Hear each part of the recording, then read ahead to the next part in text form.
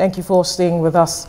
President Bola Tinubu has condemned the recent violent attacks in Plateau State, resulting in numerous deaths and injuries. He extended his condolences to Governor Caleb Mutfwang, the state government, and the people of Plateau, emphasizing the need for lasting peace in the region. The president urged Governor Mutfwang to summon the necessary political will to resolve the crisis and establish enduring peace. He stressed the importance of unity, love beyond ethnic and religious differences, encouraging community, spiritual and political leaders to join forces to end the cycle of retaliatory attacks that have plagued the state for years. President Tinubu also directed security agencies to thoroughly investigate the crisis and identify those responsible for orchestrating the violent acts. He assured Governor Mutfwang and Plateau State government of the federal government's commitment to promoting dialogue, social cohesion and accountability in resolving the conflict. Joining us via Zoom for this conversation is the executive chairman of Agatu local government area of Benue State, security consultant and conflict mediator, Melvin Ejeh. Melvin, good morning. It's good to have you join us. Thank you for having me. Great.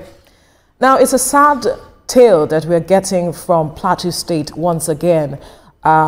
In less than 2 weeks, about 100 persons are said to have died as a result of the security challenges there. And the governor has come out to apologize to the people for his government's failure to, ensuring that they protect them and their properties. From your perspective, what do you think the government and the governor could have done differently to addressing this issue? Because even the president has told the governor to summon the political will to address this issue. Thank you very much, TVC, and thank you, Nigerian, for always giving me this platform to speak out on issues of national security, particularly Plateau State and other parts of the country. I think the president directive is the president condolence message came with a very clear directive to the governor to summon the political will. While others seems to fault that comment for political reasons and other reasons, I don't see anywhere the president is wrong in that directive. That statement does not look nonchalant. It doesn't look as if he doesn't care. That's a fatherly statement, because as a governor, the buck stops on his table in terms of summoning political courage to solve these issues. This whole thing happened on the plateau today, for me, I think it has to do a lot with politics, it has to do with farmer assessment conflict, it has to do with terrorism, outright terrorism on the plateau. So I think the governor needs to lead the role in bringing these issues to an end. While I must commend Mutfwang to be courageous enough to apologize to his people, that is the right thing to do. That's the right thing to do any plan in the world, because it's a very failure of government in this area, particularly government at all levels needs to wake up to protect the lives of citizens. The lives of human beings is no longer worthy in Plateau State. We have several people that have been killed in their cold blood, women and children who are killed in their sleep. This is barbaric. This is not civilized, and I think this should be condemned by all Nigerians. So I think the president is right for issues of directive. Governor Mutfwang needs to lead the way. I want to commend him strongly because he's really doing his best. Most governors are not as serious as Governor Mutfwang. Governor Mutfwang is doing so much in terms of this insecurity. I think he should be commended. But one thing he must do, again, like the president directed, is to summon political courage. Whoever needs to be kept behind bars should be kept behind bars. Whoever needs to be exposed should be exposed. Whoever needs to be arrested should be arrested. I think that's what the president directed.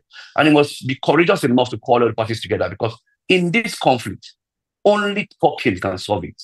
The barrier of guns can't solve it all. You can't solve the barrier of guns. No matter how much you try, we don't have the sufficient truth. Look at the effort of Operation Safe Haven. The men are so good. They tried their best. They were so professional. The commander personally led his men to every nook and cranny of the Plateau State. But what do? They cannot cover everywhere. The terrains are very porous. They are hilly. There are areas you can access within 1 hour. So naturally, this criminal take advantage of these areas that are not accessible. So I think the best way to resolve this conflict is to sit down together and talk, sit down together and look at what the issues, because there are truly issues, and this issue needs to be looked at holistically. So I think the president is right for issuing such directive. All right, anybody that knows anything about what is going on knows that Governor Mutfwang is not just sitting down and being a governor. He's really working to see the end of this. But can he do more, taking into consideration that he doesn't have the authority to summon the troops, the authority to push the intelligence architecture we have in Nigeria as fast as he would have if he had some authority over them? What do you think he should do more as directed by the president? I think the president's directive is very clear. He asked him to summon the political will, not the intelligent will, and not to deploy troops. The issue of deployment of troops lies squarely with the presidency. The federal government has taken decisive action immediately after those attacks. The federal government deployed very senior officers led by the National Security Advisor to Plateau State. The Chief of Army Staff was in Plateau State. The IG was also in Plateau State yesterday. What could the serious president have done? Of course, the president have taken action, and I'm sure if the president were at home, the president would have personally visited Plateau State. So what is left now, like the president clearly said, is the political will. Governor Mutfwang should be courageous enough to expose whoever. Like I commended him only recently that he's one of the best governors I've ever seen. He's very concerned about his people, he's humane, and I think he knows exactly what he's doing. But he needs to take one more step forward, go to the nitty-gritty, build local intelligence in those communities, because one of the things that is lacking on the plateau is local intelligence. He must deploy men of Operation Rainbow to the nitty-gritty of those communities to always fish out intelligence and deploy to the security agencies, because until they get the required intelligence, they can't do otherwise. Until they get the required intelligence, they can't do otherwise. Like I said, I just commended Operation Wise Troop. They did so much. What I heard about the response, I personally monitored everything that happened in the place. The Wise troops were very wonderful. They were very wonderful, and they were all in the community. But the response time is long because of the terrain. But if they have gotten the required intelligence, they would have responded more faster. So what I'm urging Melvin to do is to build local intelligence and have the courage to speak to stakeholders. Call a spade a spade. Whoever is involved, the sponsors, the perpetrators of this conflict must be arrested. He must take both steps. He must name them. He must go beyond just trying. Of course, he's trying. You can't take that from Governor Mutfwang. He's a fantastic governor, very fantastic governor. But I think he must be bold enough to look at people's faces and say, look, you are wrong. Look, you are not right. Okay, I know that we've spoken several times that he's been doing something. We've seen him pay solidarity to a lot of the families that have been affected. But it's apparent that he's not really doing enough if we want to be realistic, because the attacks keep happening. Now, my question is, at what point will he start mentioning names? And at what point do we deal with the root of this matter to make sure that we don't wake up one morning and hear that more people have been killed? I think for me, as a security consultant and someone who is very familiar with conflict on the plateau, I know for sure that the issue in Plateau State has to do with criminality. Most of the killing in Plateau State is absolute criminality. And until we nip this criminality in the bud, this crisis won't stop. If we don't talk, if we don't have conversation across all the divide. Let me assure you of something. I agree with Mutfwang that these people are sponsored terrorists who come to attack the community. But there are local issues that led to this terrorist coming in. There are issues of disagreement between the farmers and herders. We have to call a spade that are not resolved. There are several unresolved issues that ought to have been resolved that are not resolved. And that is why these outside assailants are allowed to come in. They don't just come in. They don't know our terrains. They don't know the plateau terrain. They cannot just come in. They are invited. So some of these localities need to be resolved. And that's why the governor must sit down, critically look at, purge his architecture, his security architecture, and call spade a spade, call names. Mutfwang is doing so well. I'm not just praising him. If he's not doing so well, I will lash him here on this platform. The governor is doing so well. He's doing so well to keep Plateau safe. But I think he needs to take further steps to the government directive.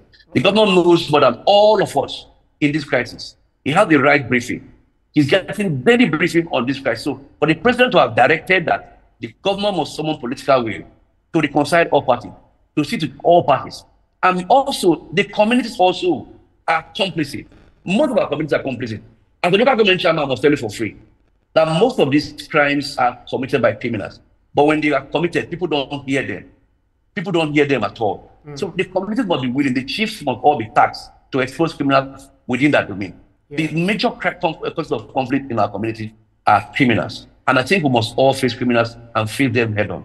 Well, if you look at state and local governments, one thing that is very common with them is that they complain about being sidelines in Nigeria's security architecture. Because if you look at Section 214 of the 1999 Constitution, it vested the power of security architecture in the hands of the federal government. So the federal government controls the Nigerian military, the Nigerian police, etc.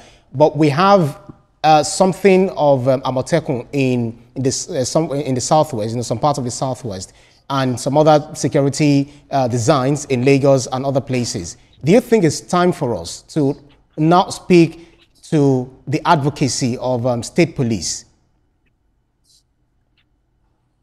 I mean, not completely key into the issue of state police, but I think I'm going to key into a form of community voluntary watch or community intelligence watch, as the case may call it. For the state police, I do not agree, because I think our federal police need to be strengthened. Our federal police need to be equipped. Who is going to fund the state police? Let me ask that question if we're talking about state police. Who is going to fund the state police? But we have Security Trust Fund that is being done by states like Lagos State, for instance. There's Security Trust Fund where you have the private organizations coming in. You have government voting some amount of money. They also get security votes from the federal government. So what are we saying? How many states have the capacity that Lagos State has? We have to be very realistic. Lagos State can go ahead and do anything in this country. Not too many states have the kind of capacity that Lagos has. So I think let's not deceive ourselves. Yes, I agree that there should be some form of intelligence. Like even in Plateau, we have something like Operation Rainbow. The state government should increase the funding. It should increase the ability in terms of technology. It should deploy more, get more community based so that it can serve that purpose. But I do not agree with state police. I'm not a proponent of state police. It won't work because the funds are not there. How do you purchase the arms of state police? Who is going to purchase the arms? Is it the governor? Is it the presidency? Or who is going to purchase the arms of the police? Arms are very expensive. I think we should strengthen the federal police as we have today.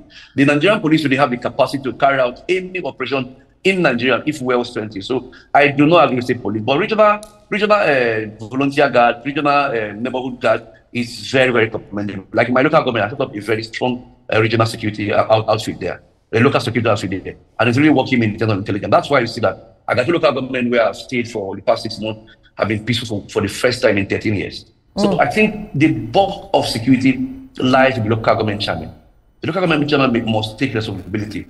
Even as much as funding is not adequate for us, even as much as funding is a problem for the local government. Funding is never enough in Nigeria, but the little we have, we must take charge of security in our virus community. So I want to believe that state police is not the way to go, but I think there should be some form of local intelligence, there should be some form of vigilante. Let's strengthen our communities.